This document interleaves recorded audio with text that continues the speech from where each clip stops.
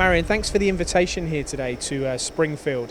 Tell us a little bit about the company name, because it is Springfield NE Limited, isn't it? Where did it come from? The kids decided to just pick the name Springfield, and we just thought, well, that'll just go with that. We didn't really have a name particular. We didn't want it to be specific to us as a family. We didn't want it specifically to what we intended to do with the business growth, because sometimes that narrows what kind of work you do. So we thought if we picked a random name, then there was nothing for direction. We could go in either direction that we wanted to do moving forward. And it's proved a good plan, because you started the company back in 2005. You've come a long way since then. For our audience, tell them what you actually do here. We build special purpose machines.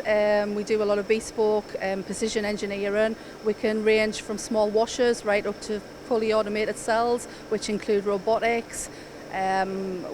What we actually do comes from concept through to design and manufacture, through to manufacturing, and then we do electrical installation, we do hydraulics, pneumatics, we do assembly, we do CE marking, and then we go on site, and if we have to install, then we'll do all that from the one team that I've got under the roof. And you're working out of 3 units here. Hopefully at some point you want to consolidate into one, because you've grown a lot, almost 20 staff here.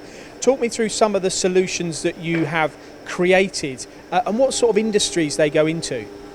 Well, we've as the time's grown, we've had to grow because of customer demand. A lot of our customers have pushed us into growth, where we've tried to hold back a little bit till we were ready from a business point.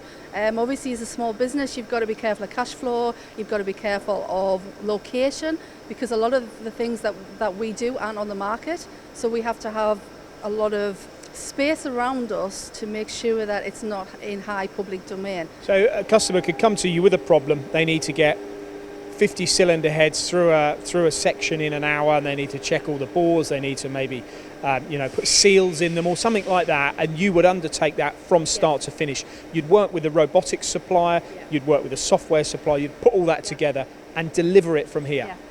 We do our own software in-house, but obviously we'd have to buy, whether it be Siemens, the Mitsubishi, or Omron, or whatever. It sometimes depends on what the customer prefers in their company, because obviously they've got to ensure that their maintenance team can operate what we install. But what the beauty of this is that as a company, since you were founded, you have got to a point where you're not going to market saying, give me a drawing and I'll make you 500 of those. We can do that.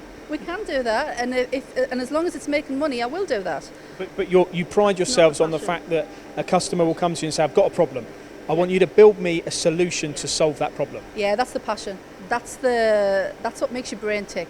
That's what's exciting. And one of the main reasons for us being here today is to look at your fabulous workshop here with all these Hurco machines, a lot of which have been purchased in the last 2.5 years.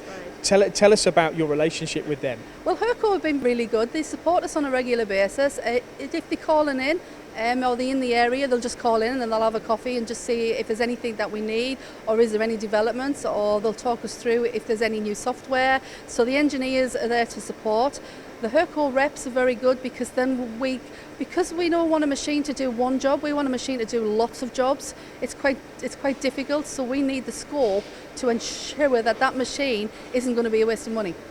That's the key to me, because a lot of times when a company are going to procure a machine, they'll have a specific part, it will be made out of a specific material, it will be a specific size, and they'll go to a supplier and say, give me a machine that's going to make those in the fastest possible way. But for you, because you don't know what the application's going to be, you need something that can cut stainless, it can cut titanium, it can cut aluminium, and the controls are an important part. One of your colleagues said to me that when the machines were introduced, a lot of it was down to because it was what the guys dictated on the shop floor. Yeah, I mean, I do listen to the guys that I do have working for me. They are a great bunch of lads. I wouldn't be without them. I mean, I wouldn't have a business without the staff, I'll be honest. But I try and engage them into the purchases, so there's no point. We bought one machine years ago, and I'll be honest, nobody would use it. So I learnt my lesson then, that I had to now sit down and go, right, you know what we're doing in the shop, what kind of machine, what controls are you wanting? And for us, majority is, and it's the same way as Colin Designs, we want all the tools, but we want it quite simple and effective, so you're not looking around a keyboard that has 150 keys on, when a keyboard with 20, it does the same job.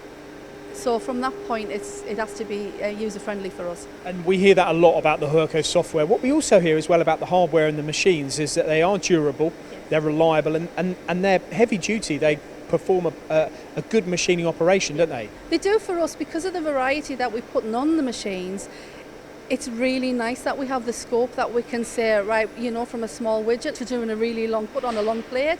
You know, it gives us that flexibility because I really don't know what job will come through that door in the next 5 minutes or in the next 3 weeks. So I need a machine that I can say, well, it's not going to make me loads of money because I'm not set up to do that part, but I've got the facilities and I can do it. And it's not just milling, you've got 2 turning machines as well. TM8 and I've got a TM10.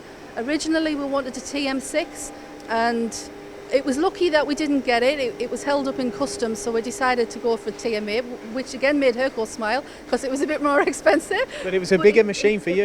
It was a bigger machine, but from then I've gone for TM10 as well, so it was a very good investment as well. I want to ask you about one of the machine purchases. You was last year, I believe last year, your husband came to you and said, because it's a husband and wife partnership here, came to you and said, what do you want for your anniversary? And what was your answer? Well, it was our 25th wedding anniversary. I didn't want a holiday because I love work and I just don't want to take time off. I didn't want no diamond rings because I'm working in a workshop. And the only thing I really wanted was a brand new machine. And he looked at me and said, really? And I went, well, I'm too young to retire, so make me more money, and then if I do decide I want a diamond ring, I'll have one twice as good. And then the machine came in here. But what I noticed is that there's another gap there now. So are we saying that at your next anniversary there's going to be another machine there? It might be before the next anniversary, but potentially yes. I have got marked up another machine. I haven't purchased one. I haven't said I'm going to buy one yet on paperwork. But yes, there is a gap on the floor already waiting for the machine that I've picked out for me. But whether Colin agrees with that is a different matter.